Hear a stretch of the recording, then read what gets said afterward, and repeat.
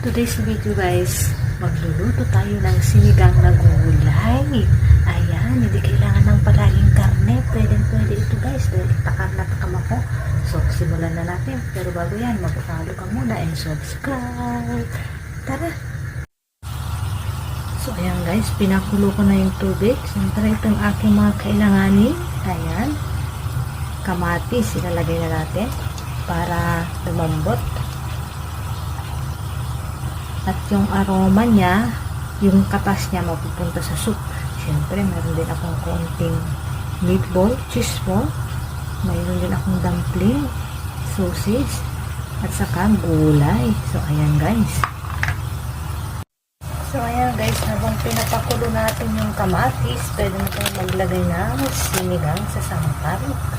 Ayan. Depende sa inyo guys kung gaano kadami. Kung gusto nyo lang maasim-asim, pwede nyo dagdagan. Ayan.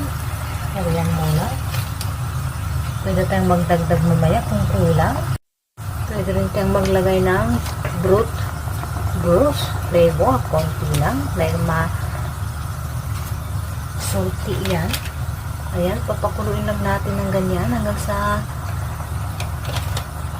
lumambot. O maghihiwalay yung kamatis doon sa balat niya. So, ayan guys, pwede na natin ilagay yung ating dumpling. Ayan. Tatlo lang kasi ako lang naman. Ayan, cheese ball. Pwede kong maglagay ng iba pang ingredients na gusto nyo. Sausage. Siyempre, mahuhuli yung gulay dahil madali lang yan maluto. Ayan. Takpan muna natin. Pakuluin hanggang sa maluto ang ating mga sangkap. So, ayan. Ang luto na.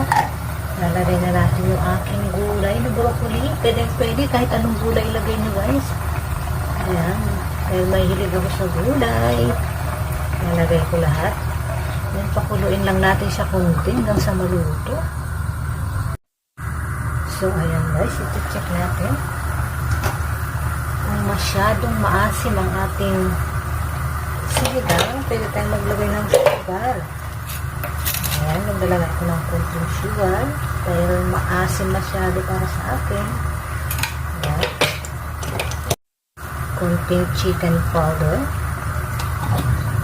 paminta,